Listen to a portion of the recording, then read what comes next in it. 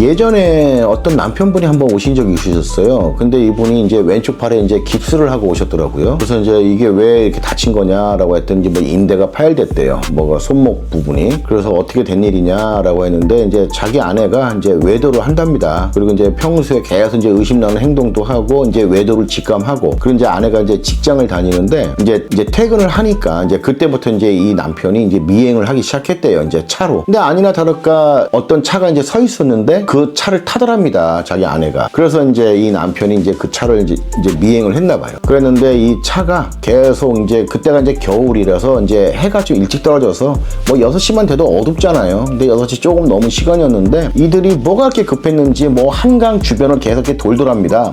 한 곳에 차를 주차를 시키더랍니다. 거기 사람도 안 다니고.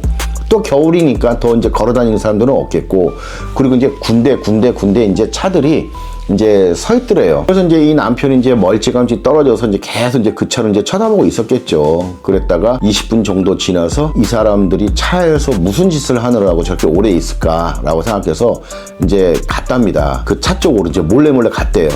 갔는데 아니나 다를까 이제 뭐 가만히 이렇게 몰래 이제 엎드려서 이제 들어보니까 그 관계 갖는 소리가 들리더래요. 그래서 이제 이 남편이 이제 순간 눈이 뒤집혀져 버린 거죠. 그래서 이 남편이 옆에 딱 보니까 큰 돌이 하나 있다랍니다. 그래서 그 돌로 차 유리창을 박살을 내고, 그리고 그 상간남 멱살 막 이렇게 자꾸 막 끌어내리고, 이 아내는 이미 하체는 다 벗겨져 있는 상태에서 막 당황해가지고 막 옷 막 찾아 입으려고 하고 막 그러고 있었대요. 그래서 이제 그 상간남하고 싸우는 과정에서 이 사람이 뭐 이렇게 주먹질을 잘못해가지고 그 자동차 윗부분에 이렇게 맞았대요. 그래가지고 이제 팔목이 다쳤다고 하더라고요. 그랬는데 이제 그때 그 아내가 경찰에 신고를 했는데, 지금 생각해봐도 그렇답니다. 상간남을 지키기 위해서 경찰에 신고를 한 것 같다라고 이제 씁쓸하게 얘기를 하시더라고요. 근데 그 이후로 아내는 이제 남편이 무섭다고 하면서 집을 안 들어온대요. 그래서 어쨌든 이들이 이제 한 일주일 정도 지나서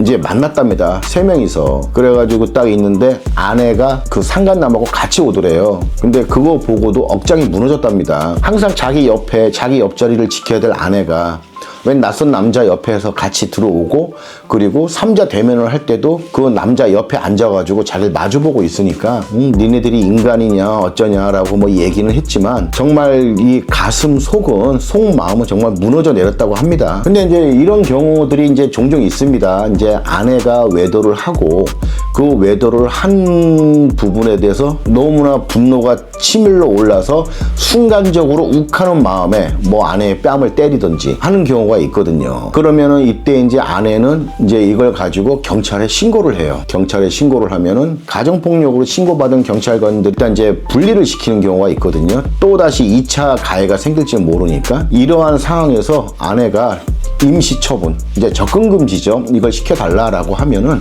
이 남편은 어쨌든 폭행을 한 가해자이기 때문에 이제 임시처분 되는 경우가 많습니다. 그러니까 졸지의 남편은 집에도 이제 못 들어가는 거죠. 그 남편의 입장에서는 억울합니다. 물론 자기가 순간적으로 화가 나서 뺨을 몇 차례 때린 잘못은 있지만 분명히 저 사람이 더 큰 잘못을 했는데 왜 내가 집에도 못 들어가고 이렇게 밖에 나가서 몇 개월 동안 고생을 해야 되느냐, 뭐 이런 마음도 이제 크겠죠, 처음에는. 하지만 다들 아시다시피 이 불륜 행위라는 것 자체가요, 형법상 처벌 대상이 아니에요.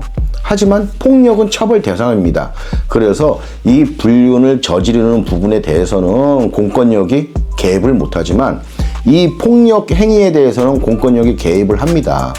그래서 졸지에 이 상황이 역전이 돼버리는 경우가 많습니다. 이 부분 때문에. 이러한 상황에서 제가 여러 번 말씀드렸지만 배우자가 외도를 했다 해서 꼭 이혼하는 건 아니거든요. 그리고 남편 입장에서는 정말 그게 사랑인지 집착인지는 모르겠지만 어떻게든 아내를 더 붙잡고 싶어하는 마음이 생겨나는 경우가 많습니다.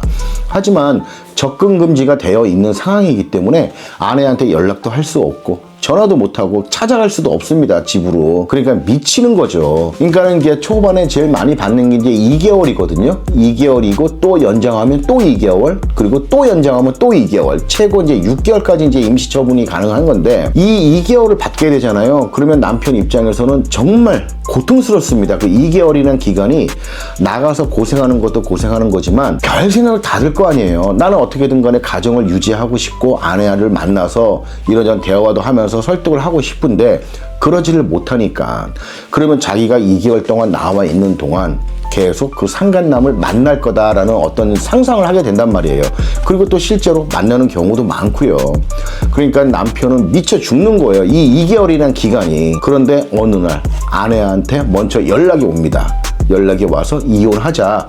난 네가 나 때릴 때 눈이 뒤집혀서 때리는 거 보고 난 이제 소름 끼쳐서 너하고 못 살겠다, 이렇게 얘기를 해요. 사실상 이 또한 그 아내분이 정말 소름 끼쳐서 못 살겠다, 남편에 대한 두려움이 커서 못 살겠다 이것인지, 아니면 이왕 걸린 거 나는 또 너하고 살고 싶지 않다, 뭐 이런 마음이 커서 그랬는 건지는 뭐 그 사람만 알겠죠. 어쨌든 이런 상황에서 남편의 입장에서는 정말 막 억장이 무너지는 거죠. 그러다가 정말 이 아내 입장에서 좀 과감하게 자기 자신이 이제 외도 사실을 걸렸으니까 우리나라 유책주의에 의해서 자기가 이혼 청구권이 없는 거를 어느 정도는 감은 잡으면서도 남편의 폭력, 이걸 이유로, 그리고 이제 그 전에 뭐 남편이 이랬니 저랬니 하면서 자잘한 먼지 같은 사연들까지 넣어가지고 폭력, 이제 이걸 가지고 이제 이혼 소송을 걸게 됩니다. 그러면 이제 남편의 입장에서는 이제 아내의 외도를 주장을 하겠죠. 아내가 유책 배우자다, 이제 이렇게 주장을 하면서 이게 나중에는 결국 진흙탕 싸움이 돼가는 거예요. 왜냐면은 아내 입장에서도 자기가 유책 배우자의 멍에에서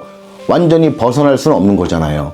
하지만 또 남편도 남편 나름대로 자기가 또 폭력을 썼기 때문에 이 남편도 유책 배우자의 멍에에서 벗어날 수가 없는 거죠. 그러다 보면은 한쪽은 이혼을 안 하려고 한쪽은 이혼을 하려고 하다 보면 이 이혼을 하려고 하는 쪽이 진짜 진흙탕 싸움을 시작합니다. 그런데 만약에 남편이 끝까지 내가 이혼 안 할래 라고 하면서 그러면은 아무래도 아내를 덜 비난을 하겠죠. 근데 이 남편도 어느 날부터인가 하루 이틀 지나면서 이혼을 해야겠다는 생각으로 변하는 경우가 많습니다. 초반에는 너무나 흥분하고 욱해서 폭력을 썼고, 그리고 그 다음에 이 집착이 생기고 사랑하는 마음이 아직은 강한 것 같으니까 아내를 막 붙들고 막 애원을 하고 소송 과정에서도 이혼 안 하겠다라고 답변서도 놓고, 그런데 또 이제 이 감정이 또 한 달, 두 달 지나면서 이제 다시 분노가 치밀게 되는 거예요. 그리고 자기도 이제 냉정하게 생각을 합니다. 내가 저런 인간하고 살아봤자 내 인생에 무슨 도움이 되겠느냐, 이제 이런 생각을 이제 하는 경우가 많습니다, 남편분들이. 그럼 이제 이때부터 이제 본격적으로 이제 진흙탕 싸움이 시작이 되는 거죠. 근데 이제 이러한 경우를 많이 봐요. 또 어느 남편분은 이제 상간남하고 차 타고 이제 가는 자기 아내 차 뒤따라 가가지고 그 앞에서 확 차를 세우고, 그리고 나서 막 뺨 때리고, 그 과정에서 또 아내는 또 바로 경찰에 신고를 하고, 그래서 또 이 남편분이 집에도 못 들어가는 임시처분 2개월을 받게 되고, 막 이렇게 엉망진창 되면 또 남편은 굉장히 속상하겠죠. 집에도 못 들어가고 이 아내 앞에서 뭔 얘기를 해야 되는데 아내 앞에 나타나지도 못하겠고, 그러니까 이러한 남편들을 이렇게 종종 봅니다. 그러면은 제가 같은 남자라서 그런 게 아니라 그냥 인간 대 인간으로서 이 남편들이 굉장히 안타까워요. 폭력은 어떠한 경우를 할지라도 해서는 안 될 행동은 맞습니다. 그런데 이거는 우리가 인간적으로 좀 판단을 해봐야 될 필요는 있어요. 왜냐면은 이거는 반대로 어느 아내분도 자기 남편이 외도를 하는 걸 알고 집에 들어와서 막 뺨을 막 몇 차례 막 때리고 했었던 적도 있었거든요. 그러니까 아내분들도 막 발로 차고 그런 경우도 종종 있습니다. 그러니까 이게 꼭 제가 남자라서 남자 편을 드는 게 아니라 내 배우자가 불륜을 저지르고 다녔을 때 그 마음의 분노는 아내분이 됐든 남편분이 됐든 똑같을 거예요. 그런데 아내가 폭행을 했을 경우에는 남편분들은 대부분 이제 신고를 안 합니다. 그런데 아내분들은 좀 신고를 하는 경우가 좀 더 많은 것 같아요, 남편들의 경우보다는. 근데 이제 그 신고를 할 때는 이제 살고 싶지 않아서 이제 하는 거겠죠. 그래서 이제 이러한 경우가 참 종종 일어나게 있는데, 이런 경우 보면은 솔직히 저는 그 남편분들이 참 안타까워요. 이게 그 정신적인 충격에서 벗어나지도 못하고 계속 살아야 되고, 그리고 그걸 맨 처음에 알았을 때 왜 사람이 왜 눈이 뒤집힌다고 그러잖아요, 이게 순간적으로. 그래서 이제 너무나 화가 나고 자기도 주체할지 몰라서 그게 이제 폭력으로 이제 이어진 거거든요. 근데 이제 이거는 그때 그 순간만 좀 모면하고 나면 내가 왜 그랬을까라는 후회를 많이 합니다. 근데 이러한 경우에 꼭 누가 더 잘했냐 못했냐 이런 거를 굳이 따진다면 저는 솔직히 아내분이 더 잘못한 거라고 저는 생각이 들어요. 그러니까는 아내분이라고 하지 않고 그냥 불륜 행위를 한 사람이, 그리고 나머지는 거기에 대한 자동 반사로 폭력을 행사한 거겠죠. 그래서 이러한 분들이 정말 나중에 이혼을 하던 안 하던 정말 그 마음의 상처를 평생 안고 삽니다. 평생 안고 살고, 반대로 불륜 행위를 한 사람 입장에서는 이제 이걸 빌미로 이제 이혼까지 하고, 그리고 나서 자기 자신이 뭐 얼마나 잘 살지 그거는 뭐 모르겠어요. 뭐 사람마다 뭐 다 못 산다, 뭐 다 잘 산다 이렇게 할 수는 없는 거니까. 하지만 그러한 관계로 인해서 이렇게 잘 살아가는 사람들은 제가 그렇게 보질 못했어요. 그러니까 어쨌든 뭐 이렇게 얘기하니까 제가 뭐 가정폭력에 대해서 굉장히 뭐 관대하고 뭐 나쁘지 않게 생각을 하는 것 같은데 그렇지 않습니다. 나쁩니다. 나쁘지만 우리가 인간적으로는 그래도 이해를 할 수 있는 그런 범위가 아닌가 싶어요. 그래서 이러한 일로 이렇게 많이 힘들어 하시는 남편분들 좀 힘내시고 좀 잘 이겨내서 잘 살아가셨으면 좋겠습니다. 끝.